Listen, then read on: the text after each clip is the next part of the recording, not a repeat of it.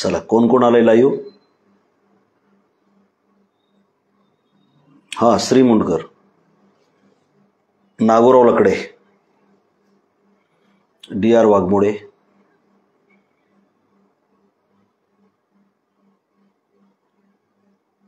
चला सुरू करू. 9 वाजलेत. पंकज चोंडे, आवाज येतोय का? एक फक्त कमेंट करा, आपण लगेच सुरू करू.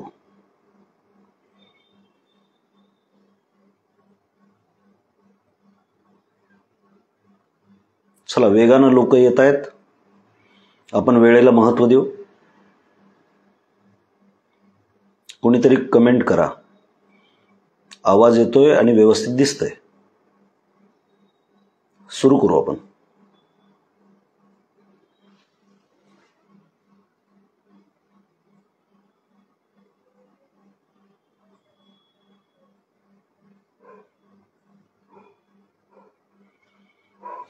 हा, माधवराव पाटील, राम राम. मुंजाजी भुमरे, जय मल्हार. हा, चला पंकज, ठीक आहे, सुरू करू. आता भरपूर मंडळी यायला लागलेली आहेत. सर्वप्रथम आपल्या सर्वांचं मी या ठिकाणी मनापासून स्वागत करतो. बरोबर 9 वाजलेले आहेत आणि अतिशय महत्त्वाच्या अशा विषयावरती आपण आज बोलणार आहोत. खरं तर हा विषय महाराष्ट्राच्या श्रद्धेचा, अस्मितेचा आणि गौरवाचा विषय आहे. हा विषय संपूर्ण मराठी समाजाचा विषय आहे. कोणत्याही एका समाजाचा, कोणत्याही एका धर्माचा, कोणत्याही एका पंथाचा हा विषय नाहीये. काल ज्या पद्धतीनं सांगोल्यामध्ये अतिशय दुःखद, वाईट आणि आमच्यासारख्या समाजशील विचार घेऊन राजकारण करणाऱ्या, समाजकारण करणाऱ्या प्रत्येक कार्यकर्त्याच्या काळजाला तडा बसवणारी अशी घटना घडली की आमचे श्रद्धास्थान, या महाराष्ट्रातील राजकारणाचा एक दीपस्तंभ आणि इतिहासामध्ये सुवर्ण अक्षरांनी ज्यांचं नाव लिहिलं गेलेलं आहे ते शेतकरी कामगार पक्षाचे नेते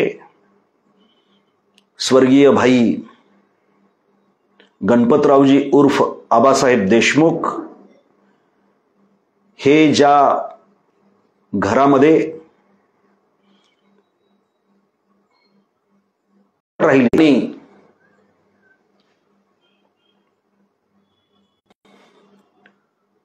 त्या घरामध्ये त्यांनी अखेरचा श्वास घेतला. ते गणपत आबाचं निवासस्थान हे आमच्यासारख्या कार्यकर्त्यांच्यासाठी मंदिरासारखं पवित्र आहे आणि अशा पवित्र वास्तूवरती, ज्या वास्तूचा देदीप्यमान इतिहास राहिलेला आहे, ज्या वास्तूनं शेतकऱ्यांची, कामगारांची, बहुजन समाजाची चळवळ नेली, लोकशाहीला परिपक्व केलं, साधेपणाचं महात्म्य महाराष्ट्राला पटवून दिलं आणि लोकनेता हे खऱ्या अर्थानं बिरुद ज्या राजकीय नेत्याला लावलं पाहिजे असे आमचे आबासाहेब होते. आणि काल दुपारच्या वेळेला काही टार्गेट लोकांनी या वास्तूचं पावित्र्य भंग करण्याचा प्रयत्न केला. अत्यंत अमानुष अशी ही घटना आहे. सर्वप्रथम मी या अत्यंत मूर्खपणानं केलेल्या कृतीचं मी जाहीर निषेध करतो. आपण सर्वांनी देखील त्याचा निषेध करावा. काल जालन्याला मी दीपक भाऊ बोराडेंनी बोलवलेल्या बैठकीसाठी गेलो होतो आणि रात्रीच्या वेळेला परतत असताना माझे पंढरपूरचे स्नेही आणि तेथील नगरसेवक आदित्यदादा फत्तेपूरकर यांची एक फेसबुकवरती पोस्ट पाहिली आणि मला धक्का बसला. म्हणजे आजच्या काळामध्ये अशा विपरीत घटना घडत आहेत की ज्यामुळं संवेदनशील माणसाला, विचारशील माणसाला प्रचंड त्रास होतोय. आणि मी ताबडतोब आदित्यदादांना फोन केला आणि सगळी माहिती घेतली.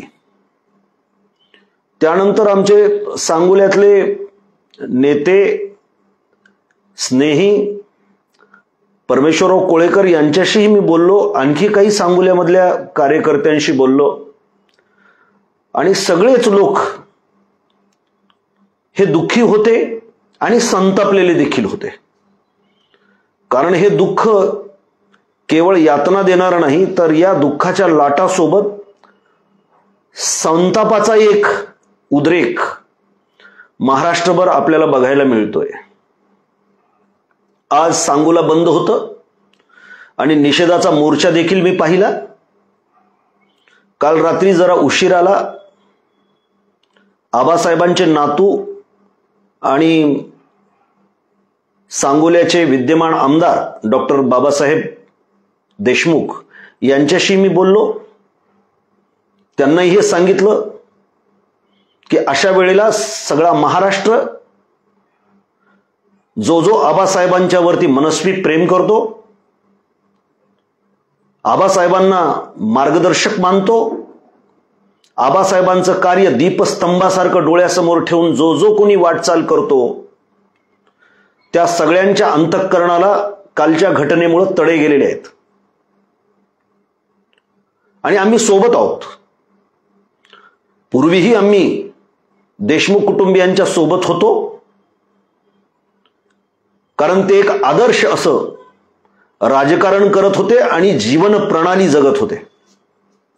नेते पुष्कळ होतात, आपल्या अवतीभोवती उताड खूप आहे, परंतु आबासाहेबांसारखा राजकारणातला देदीप्यमान तारा पुन्हा महाराष्ट्रात होईल का नाही अशी शंका यावी, अशा पद्धतीचं अत्यंत घृणास्पद, अत्यंत हिनकस पद्धतीचं वातावरण आज आपल्याला महाराष्ट्रामध्ये बघायला मिळतंय.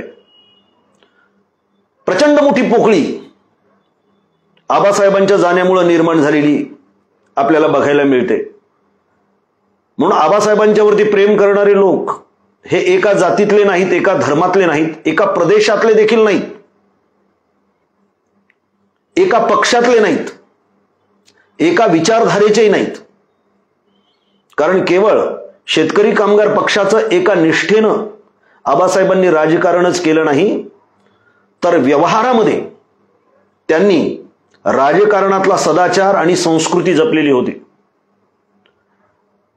आणि कुठल्याही संवेदनशील आणि महाराष्ट्रावर ज्याचं मनापासून प्रेम आहे, इथल्या समाज जीवनामध्ये परिवर्तन आणण्यासाठी जो जो कोणी झटतोय, त्या सगळ्यांसाठी आबासाहेब हे नेहमीच मार्गदर्शक राहणार आहेत, श्रद्धेचा विषय राहणार आहेत. जोपर्यंत चंद्र सूर्य तारे आहेत तोपर्यंत आबासाहेबांचं चरित्र या महाराष्ट्राला मार्गदर्शक राहणार आहे. 54 वर्षाचं राजकारण आबासाहेबांनी केलं. 11 वेळेला ते विधिमंडळाचे आमदार होते. मधल्या 2 वेळेचा जर गॅप सोडला तर आबासाहेब सलग हे निवडून आले. वयाच्या 89व्या वर्षी ते आमदार म्हणून विधिमंडळामध्ये काम करत होते. काही काळ ते मंत्री देखील राहिले. परंतु आबासाहेब ज्या ज्या वेळेला सर्वसामान्य गोर गरीब कष्टकरी माणसाच्या, वंचित माणसाच्या प्रश्नाबद्दल विधिमंडळामध्ये बोलत असत, त्यावेळेला टाचणी पडेल इतका आवाज असे. मुख्यमंत्री आवर्जून त्यांच्या भाषणासाठी उपस्थित राहत असत. सगळे आमदार कान टवकारून ऐकत असत. महाराष्ट्राच्या विधिमंडळाची शुद्धता राखण्याची जी परंपरा आहे ती आबासाहेबांच्या सारख्या व्यक्तिमत्वानं गौरवान्वित झालेली आहे. आज आता विधिमंडळाबद्दल बोलण्यासारखं काही राहिलेलं नाही. आज ववाळून टाकलेले गावानं,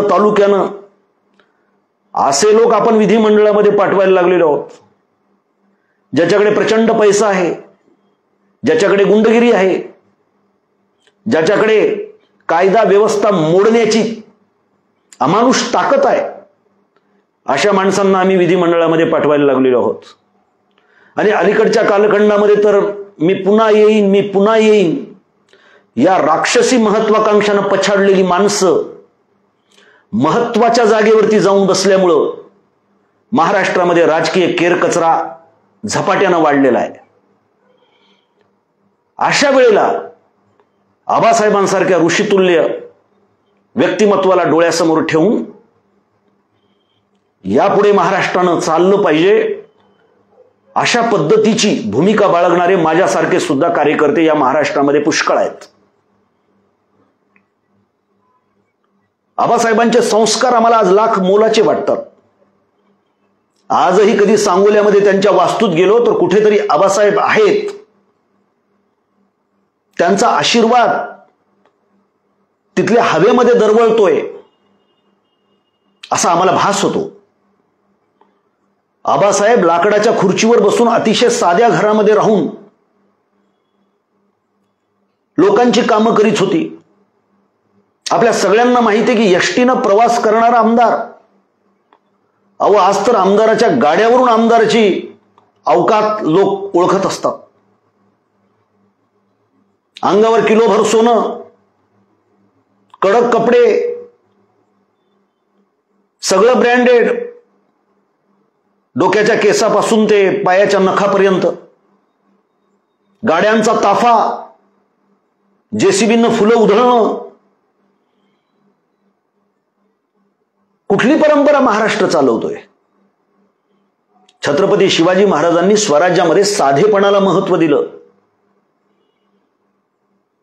आपण हा महाराष्ट्र फुले शाहू आंबेडकरांचा महाराष्ट्र आहे असं म्हणतो, त्यावेळेला त्या संस्कृतीचं मूल्यमापन करणारे आमच्या कसोट्या कोणत्या आहेत? आणि ती कसोटी आहे आबासाहेबांचं जगणं. हा महाराष्ट्र कसा होता हे ओळखायचं आणि हा महाराष्ट्र कसा ठेवायचा आहे हे समजून घ्यायचं असेल तर आबासाहेबांचं चरित्र आपल्याला समजून घ्यावं लागतं. आबासाहेबांच्यावरती पुस्तकं लिहिलेली आहेत, आबासाहेबांची भाषणं आहेत, विधिमंडळाच्या रेकॉर्डवरून आपल्याला आबासाहेबांनी वेगवेगळ्या विषयावर मांडलेली मतं जाणून घेता येतात. किसनराव माने आमचे सांगोल्याचे प्राध्यापक मित्र आहेत, त्यांनी आबासाहेबावरती सुंदर पुस्तक लिहिलेलं आहे. अनेक लोकांनी पीएचडीची कामं केलेली आहेत. मग असं काय झालं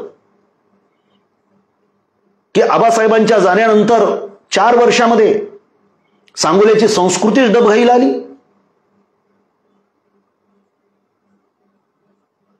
मधला काळ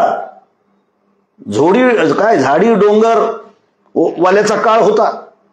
खोके बोके आणि एकदम ओके. सांगोल्याच्या क्रांतिकारी जनतेनं परिवर्तन केलं.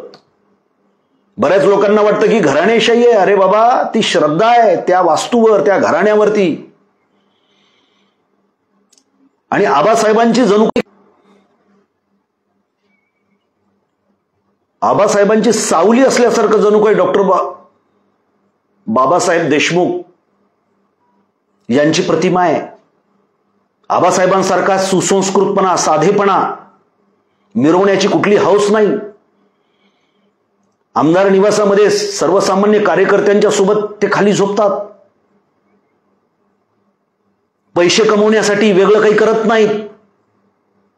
सर्वसामान्य लोकांच्या मध्ये राहून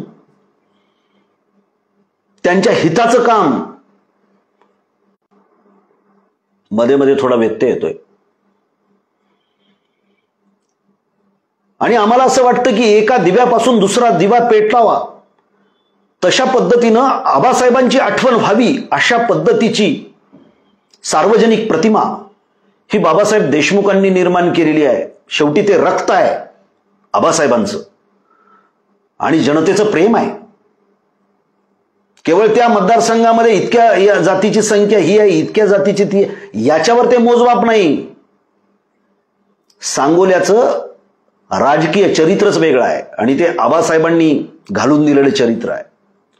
सांगोल्याला कधी गेलात? मी सांगोल्याच्या अनेक गावामध्ये फिरलेलो आहे. अनेक कार्यकर्ते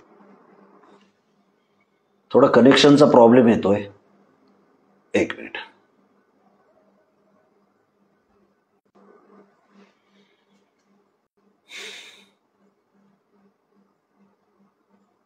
सांगोल्याचं राजकारण वेगळं आहे.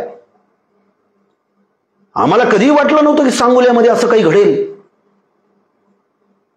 आणि महाराष्ट्राचं एक राजकीय दैवत असणाऱ्या आबासाहेबांच्या घरावरती दारूच्या बाटल्या फेकल्या जातील.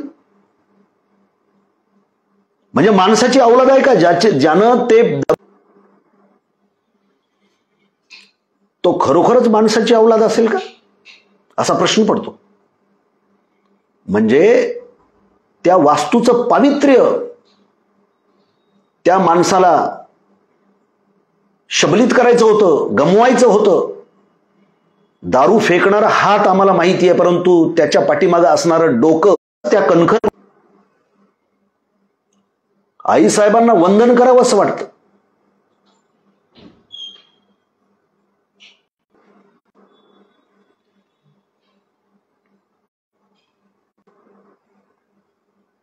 घटना काय घडली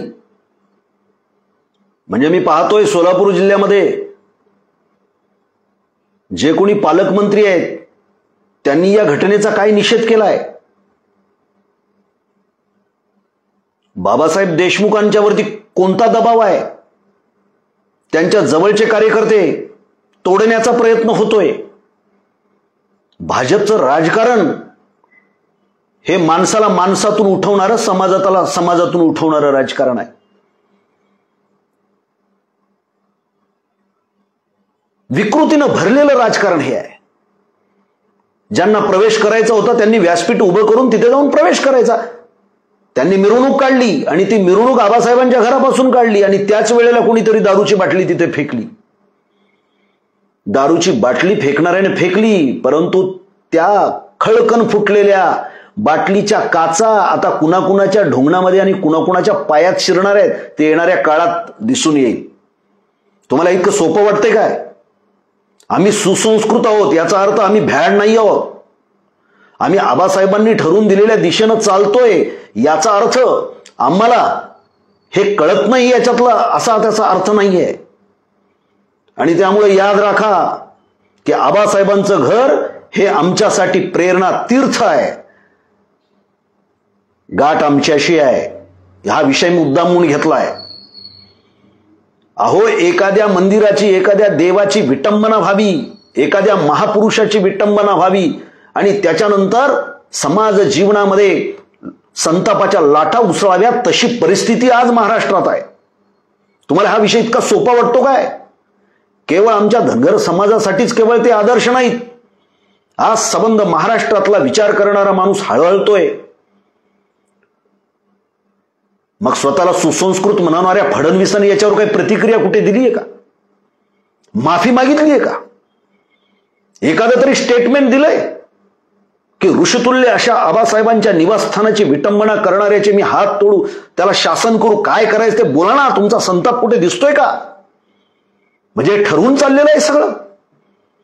कारण आबासाहेबांच्या घराला ईडी लावता येत नाही, सीडी लावता येत नाही, बाबासाहेबाला कुठल्याही जाळ्यात पकडता येत नाही आणि म्हणून जवळची माणसं फोडली गेली.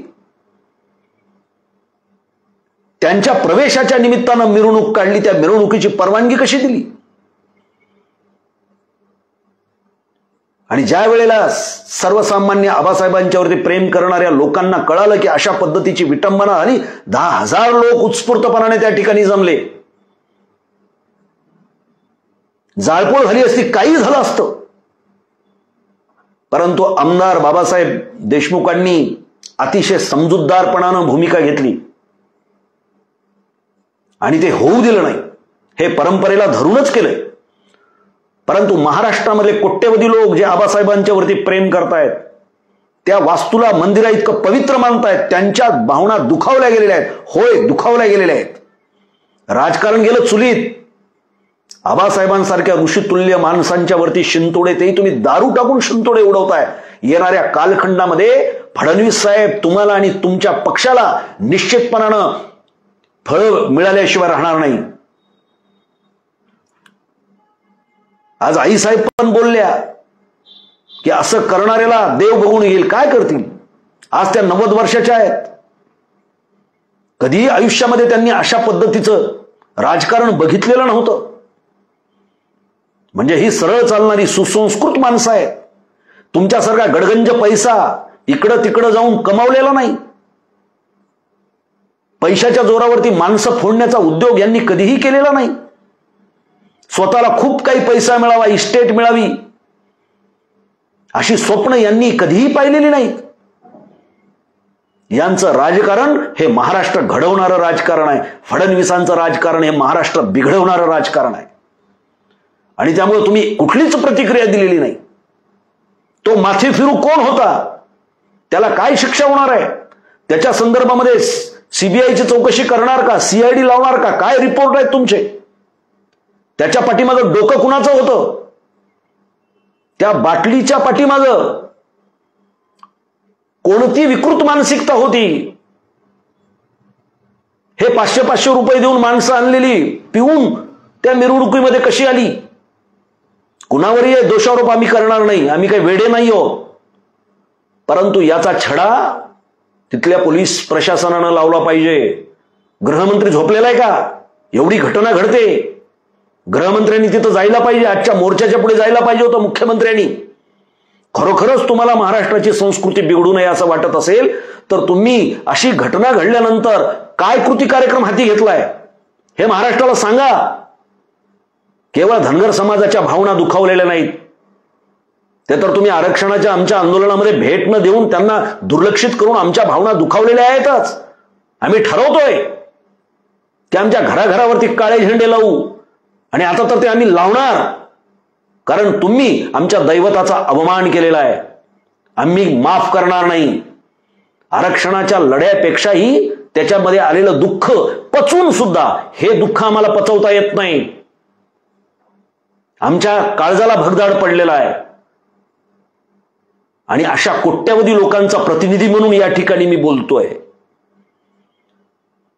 दुसऱ्या कुठल्याही नेत्याच्या संदर्भामध्ये होऊ नये असं, परंतु आबासाहेबांच्या संदर्भामध्ये होणं हे आमच्या काळजाला लागलेली गोष्ट आहे.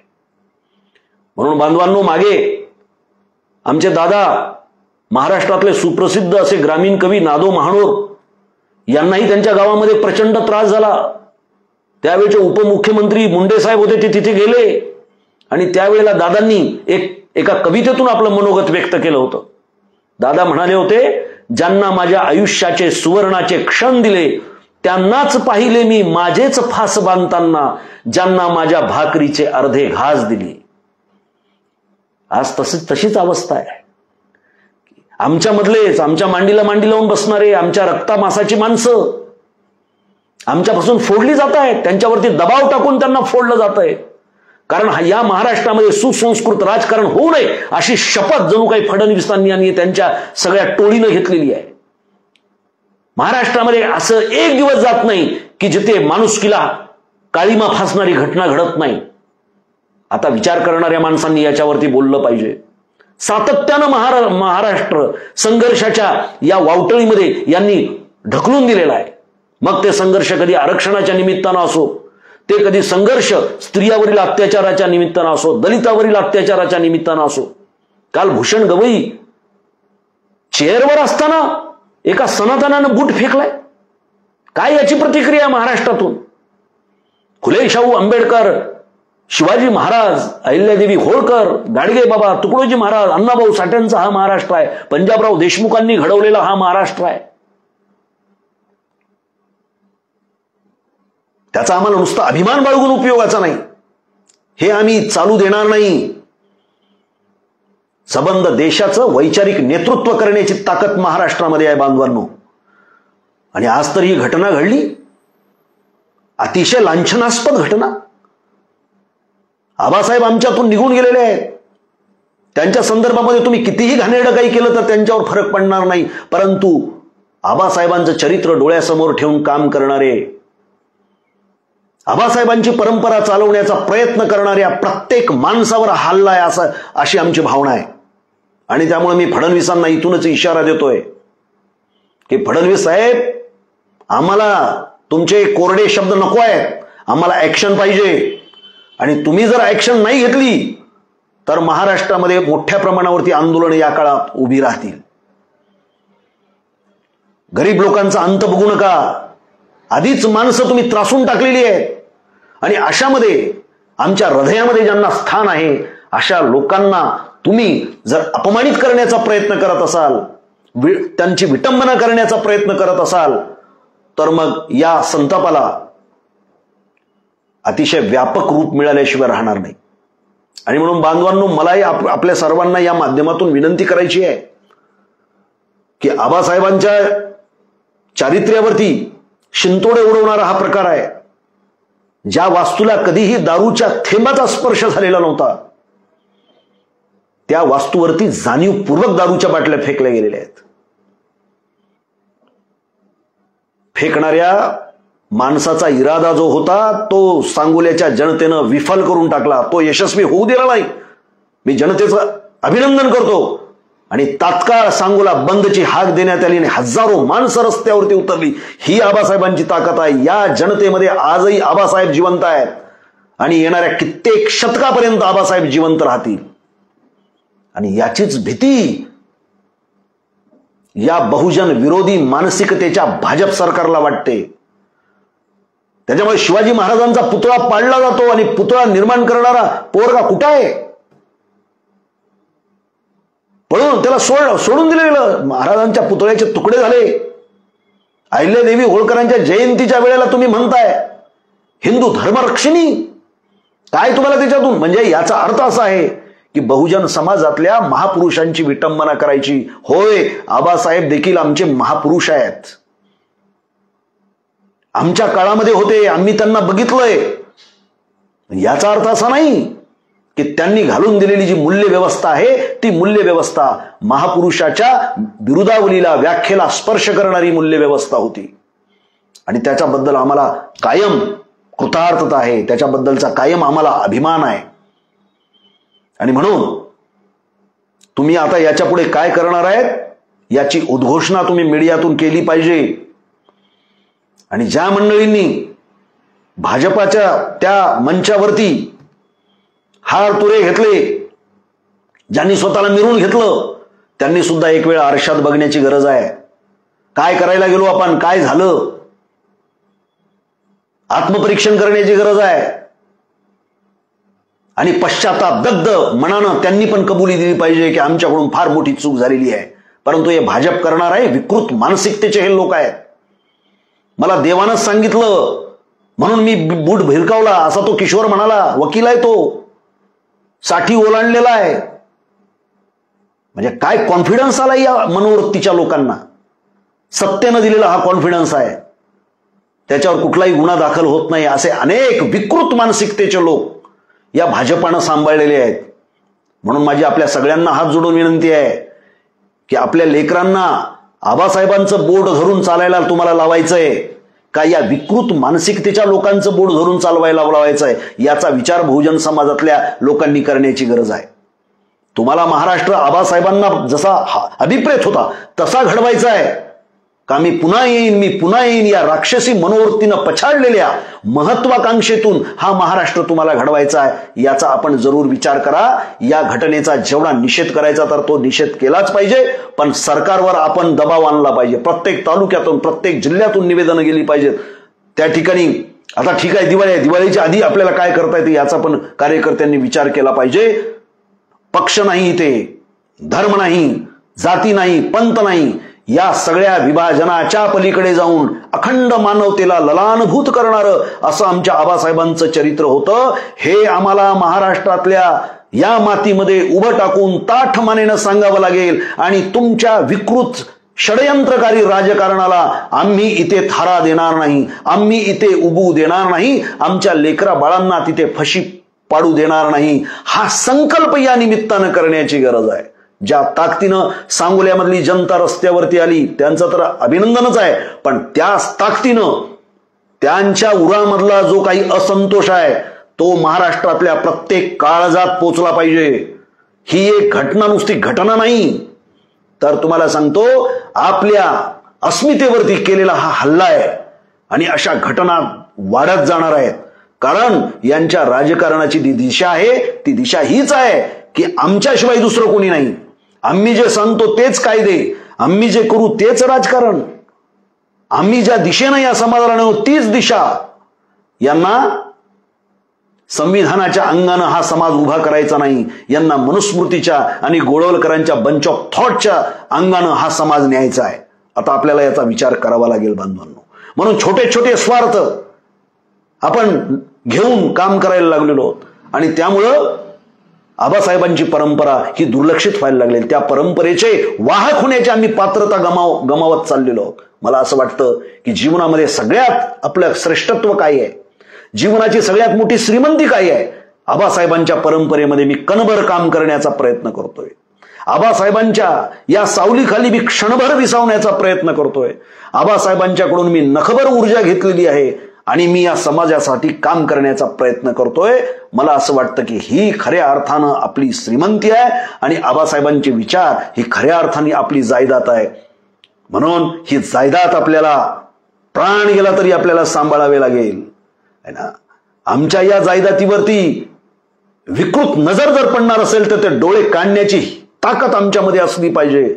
या विचारावरती कोणी शिंतोडे उडवण्याचा प्रयत्न जर करत असेल, यांचं चारित्र्य हनन करण्याचा प्रयत्न करत असेल तर त्यांची जीभ छाटण्याची, म्हणजे प्रत्यक्ष म्हणून जीभ छाटण्याची म्हणजे तशी एक वैचारिक शक्ती आपल्या जिभेमध्ये असली पाहिजे. आणि अशी तरुणांची फौज या महाराष्ट्रामध्ये ज्या वेळेला उभी राहील त्यावेळेला हे विकृत षडयंत्रकारी राजकारण करणारी माणसं कुठे निघून जातील याचा पत्ता लागणार नाही. शेवटी महाराष्ट्राची श्रीमंती आबासाहेबांसारख्या चरित्रांनी वाढवलेली आहे. अशी चरित्र समाजामध्ये प्रत्येक काळात घडवण्यासाठी आपण काम केलं पाहिजे आणि हीच खऱ्या अर्थानं आबासाहेबांना दिलेली आपण आदरांजली असेल. विकृत मानसिकतेचा निषेधच आहे, परंतु या मानसिकतेला धडा शिकवणारं पुढील काळामध्ये प्रशासनाकडून काही घडलं नाही तर याचे गंभीर परिणाम या फडणवीस सरकारला भोगावे लागणार आहेत. एवढा एक सज्जड इशारा या निमित्तानं मी देतो. आपल्या सगळ्या मंडळींचं या ठिकाणी मी धन्यवाद व्यक्त करतो. आपण वेळ काढून या ठिकाणी आलात आणि माझी भावना, माझे विचार, माझी भूमिका आपण शांत चित्ताने ऐकून घेतली. धन्यवाद. जय हिंद, जय महाराष्ट्र.